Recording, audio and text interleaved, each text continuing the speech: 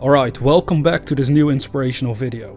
Today we're gonna go over chapter 4, the first principle in the science of getting rich. Now Wallace wrote, "Thought is the only power which can produce tangible riches from the formless substance. The stuff from which all things are made is a substance which thinks, and a thought of form in this substance produces the form. Original substance moves according to its thoughts. Every form and process you see in nature is the visible expression of a thought in original substance. As the formless stuff thinks of a form, it takes that form. As it thinks of a motion, it makes that motion. That is the way all things were created. We live in a thought world, which is part of a thought universe." These first lines are very, very powerful. Now I wrote a line here for myself at the beginning of this chapter that I want to share with you because again they can provide some additional insights for you on how to go about applying these ideas. I simply wrote the words thoughts, ideas, organized plans, all guided by imagination. Now let that really sink in for yourself. Are you allowing your thoughts to be guided by your imagination? Are you using your imagination to come up with bigger and better ideas on how to go about achieving your dreams? Are you using your imagination to create organized plans on which you can take action? Now the term organized plans I actually took from the book Think and Grow Rich by Napoleon Hill. It's a really clear-cut, way of putting it. Do you have some organized activities for yourself through which you are consistently and progressively working towards the realization of your dream? Now the dream being something you see through your imagination. As Wallace said, thought is the only power which can produce tangible riches from the formless substance. It's very interesting that he mostly uses the term thought and doesn't really use the term imagination that much throughout his entire book. But again, I want to remind the reader that the imagination should actually be above symbolically thought itself. So then you would say that imagination provides the vision of what you want to realize. That is the first principle in the science of getting rich, to know exactly what you want. And then you allow those thoughts to turn into ideas. And then you can clearly grasp that it is the only power which can produce tangible riches from the formless substance, meaning from your imagination. Now let's go back to his words. We live in a thought universe, as he said. Now, the thought of a moving universe extended throughout formless substance and took the forms of systems of planets and maintains that form. Thinking substance takes the form of its thought and moves according to the thought. Let me repeat that line because I have it underlined in my book here. It's very important and powerful. Thinking substance takes the form of its thought and moves according to the thought. A little later on in the book, Wallace actually says straightforward that we are thinking substance, and thinking substance always takes the form of that which it thinks about. Now, really analyze this line, really specifically. I'll repeat it one more time. Thinking substance takes the form of its thought and moves according to the thought. An easy way to look at this line I have found is to just analyze for yourself. If I'm working with my imagination, if I'm thinking about my dream, am I moving according to the thoughts that my dream inspire me to think? Am I acting upon the ideas that I'm inspired to take? Because then I'm moving according to the thought, just like the formless substance in general is always doing, has always been doing. This is very powerful once you start to do this for yourself and analyzing your own life, whether you are doing it or not, and if not, start doing this, start experimenting with it. Now he went on to say, holding the idea of a circling system of suns and worlds, it takes the form of these bodies and moves them as it thinks. Think in the form of a slow-growing oak tree, it moves accordingly and produces the tree, though centuries may be required to do the work. In creating, the formless seems to move according to the lines of motion it has established. The thought of an oak tree does not cause the instant formation of a full-grown tree, but it does start in motion the forces which will produce the tree along established lines of growth. Every thought of form held in thinking substance causes the creation of the form, but always, or at least generally, along lines of growth and action already established. I made an additional note to this paragraph for myself as well. It simply says, Even though it seems impossible, whatever your dream is, it might seem impossible to realize it, and this formless substance will still inspire the way for you on how to achieve it if you keep an open mind. And this will work for you as well, because every thought you hold becomes a form in thinking substance. And then you'll be compelled on how to actually make your imaginary vision a reality, as long as you keep yourself focused on it. Now, the thought of a house of a certain construction, if it were impressed upon formless substance, might not cause the instant formation of the house, but it would cause the turning of creative energies already working in trade and commerce into such channels as to result in the speedy building of the house. And if there were no existing channels through which the creative energy could work, then the house would be formed directly from primal substance, without waiting for the slow processes of the organic and inorganic world. No thought of form can be impressed upon original substance without causing the creation of the form. Man is a thinking center, meaning you. You and I are thinking centers, and we can originate thought. All the forms that we fashion with our hands must first exist in our thoughts. We cannot shape a thing until we have thought that thing. In 2008, when I first read these words, I intuitively felt this is so true. I can sense there's power in these lines. So I immediately underlined them over, a decade ago, 12 years ago by now.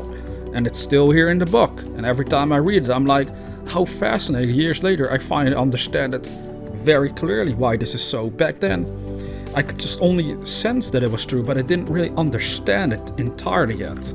But if I were to explain it to you, we can go to, I think, a quote that was once shared by Van Gogh, and he would say, I dream my painting, then I paint my dream. So you could say, I dream about my ideal life, and then I start working on creating that ideal life for myself. That ties beautifully into what we just shared by Wallace, that all the forms that you fashion with your hands must first exist in your thought, or in your imagination. You cannot shape a thing until you have first imagined that thing. This is also how I think Nikola Tesla was talking about it for himself in interviews you can find online. He would say he actually imagined his inventions before he started working on them, and he suggested humanity to experiment with this for themselves. Even if they don't want to be an inventor, he was of the opinion this can do wonders for anyone if they start to work with this power that exists within us. Now, Wallace went on to say, so far man has confined his efforts wholly to the work of his hands. He has applied manual labor to the world of forms, seeking to change or modify those already existing. He has never thought of trying to cause the creation of new forms by impressing his thoughts upon formless substance. Now, this is how most people live. Think about it. Most people only operate on how things are and work with how things are, but they never think of how could I create an ideal life for myself. But you see, that's what this book is all about, and how to do just that. To use your mind to create that ideal life that you can see in your imagination. When man is a thought force, he takes material from the forms of nature and makes an image of the form which is in his mind. Now, this is fascinating, so fascinating, I underlined this part as well. When man has a thought force, you could say when I have an imaginary vision, we start to take material from the forms of nature and make an image of the form which is in our minds. We start to rebuild our physical lives according to the visions we have inside our imagination. That is the ultimate power you've been given. Start exercising it.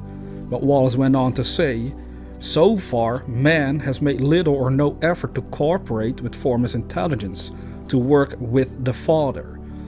He has not dreamed that he can do what he seeth the Father doing. Man reshapes and modifies existing forms by manual labor. He has given no attention to the question whether he may not produce things from formless substance by communicating his thoughts to it. We propose to prove that he may do so, to prove that any man or woman may do so, and to show how. As our first step, we must lay down 3 fundamental propositions. First, we assert that there is one original formless substance or stuff from which all things are made. all the seemingly many elements are but different presentations of one element. All the many forms found in organic and inorganic nature are but different shapes made from the same stuff. And this stuff is a thinking stuff. A thought held in it produces the form of the thought. Thought in thinking substance produces shapes. Man is a thinking center capable of original thought. If man can communicate his thought to original thinking substance, he can cause the creation or formation of the thing he thinks about. What we're really dealing here is that we have to learn to think in better, bigger terms of what we want. So we shouldn't allow our minds to be boxed in, to be limited by present current circumstances. You want to exercise your God-given ability to think whatsoever you want, because you can do that. You don't have to think according to how things are. You can start thinking on how to do a better job, how to achieve your career more effectively, how to express and work on your career more effectively, so that you can expand and express yourself more fully. In order to do so, we must again grasp that we are a thinking center capable of original thought. You see, most people only think according to what circumstances dictate. They don't even think about being rich, in spite of being perhaps physically not rich in this moment in time. But as they start thinking about riches inside their mind, they will start to attract the ideas and means in order to make it so. That's the beauty of the consciousness that you have. Now, Wallace summarized all of this in a few lines. There's a thinking stuff from which all things are made, and which in its original state permeates, penetrates and fills the inner spaces of the universe. A thought in this substance produces the thing that is imaged by the thought. Man can form things in his thought, and by impressing his thought upon formless substance, can cause the thing he thinks about to be created. It may be asked if I can prove these statements, and without going into details, I answer that I can do so both by logic and experience.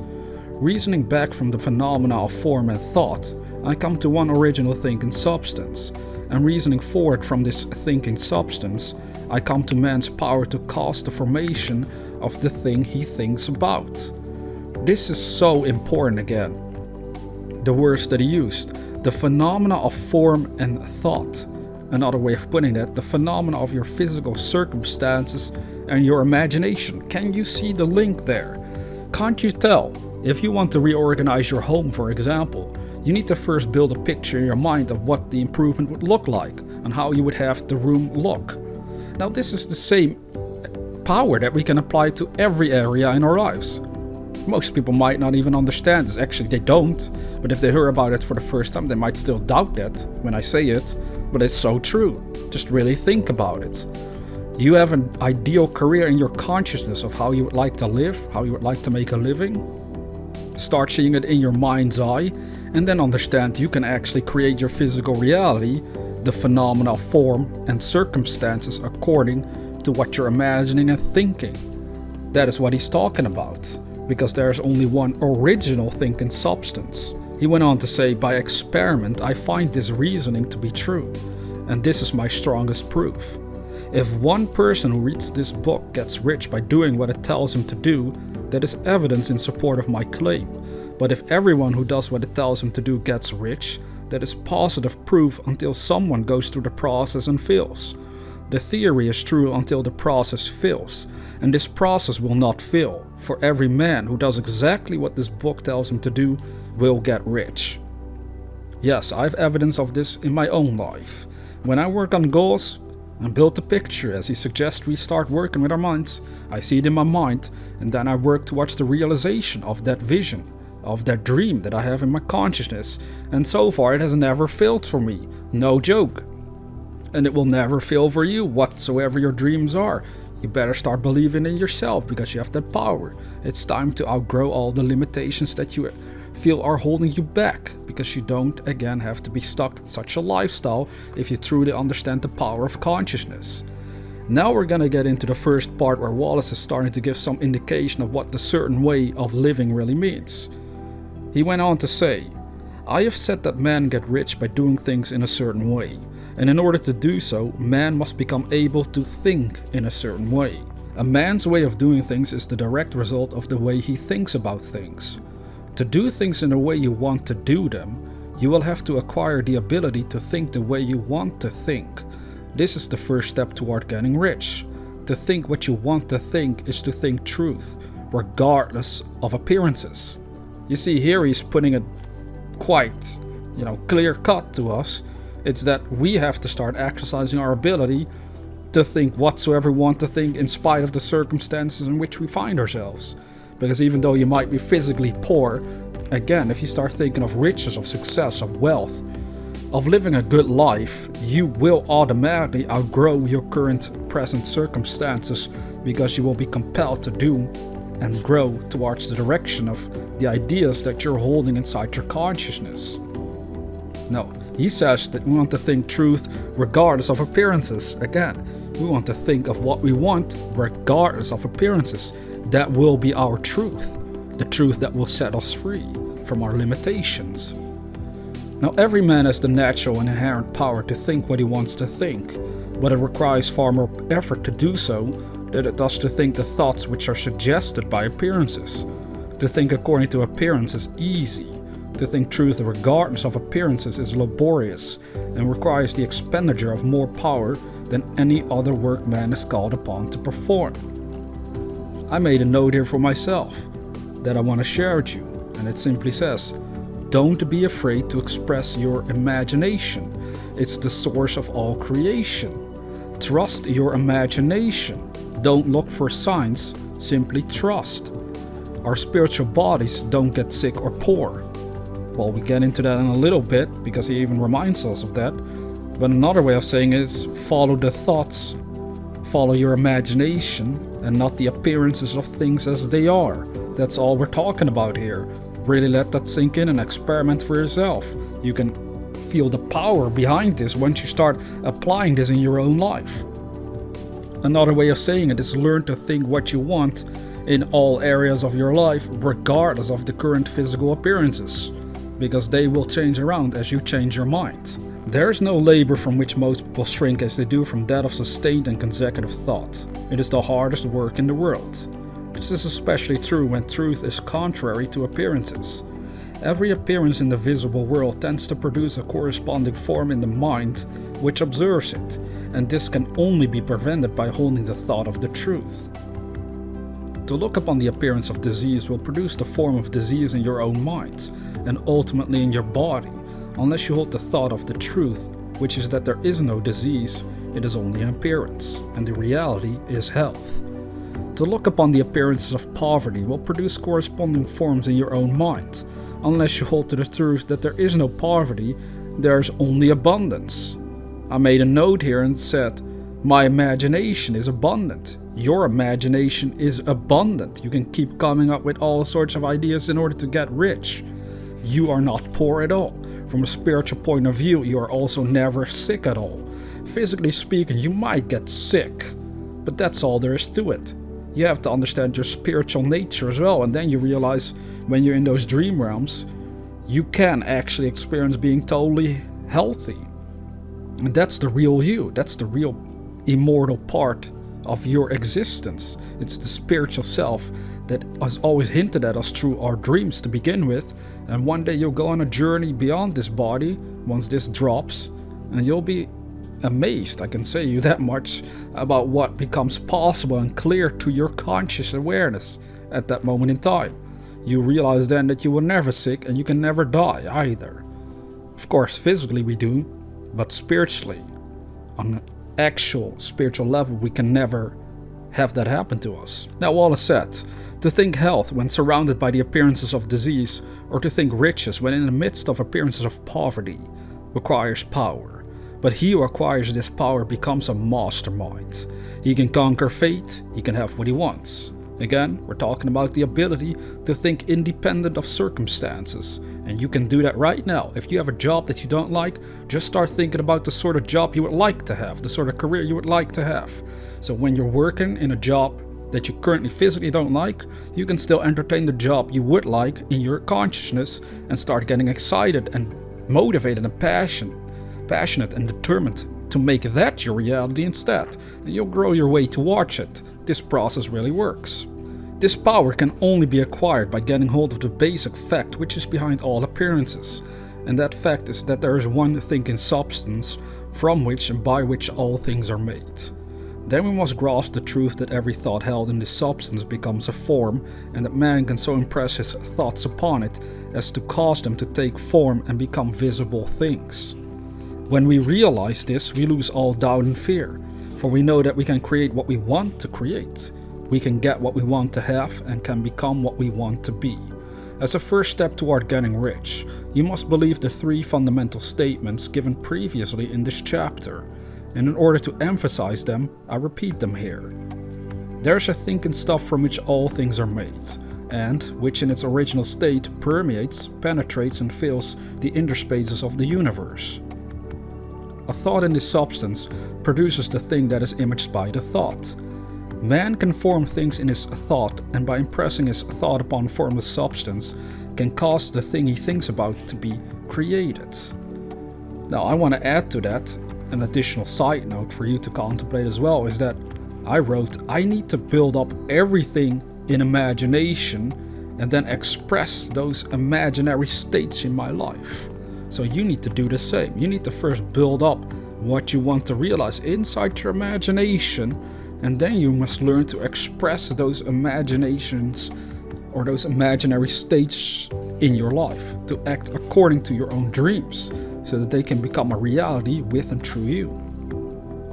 You must lay aside all other concepts of the universe than this monistic one, and you must dwell upon this until it is fixed in your mind and has become your habitual thought. Read these creed statements over and over again. Fix every word upon your memory and meditate upon them until you firmly believe what they say. If a doubt comes to you, cast it aside as a sin. Do not listen to arguments against this idea. Do not go to churches or lectures where a contrary concept of things is taught or preached. Do not read magazines or books which teach a different idea. If you get mixed up in your faith, all your efforts will be in vain. Do not ask why these things are true, nor speculate as to how they can be true. Simply take them on trust. The science of getting rich begins with the absolute acceptance of this faith. And that's the end of chapter 4. It's so powerful what he said here. Here we have the first indication of what it means to live in a certain way. Again, as I've said in previous videos as well, is that we need to learn to live according to a vision and to allow that to dominate our thinking. So we want to learn to imagine and do instead of observe and doubt. Really let that sink in. Most people are observing things and then doubting themselves. But what you and I want to start doing is to learn to imagine the good we desire and then simply start acting upon those states. Allow it to inspire us. Allow ourselves to act according to the inspiration we receive, so that it may become our lives, so that it may finally manifest in and as our lives. This is so powerful, and it's the first principle in the science of getting rich. Now, if you're new to this channel, consider subscribing to receive inspirational videos on a regular basis. And with that being said, dear viewer, never forget that we are the dreamers.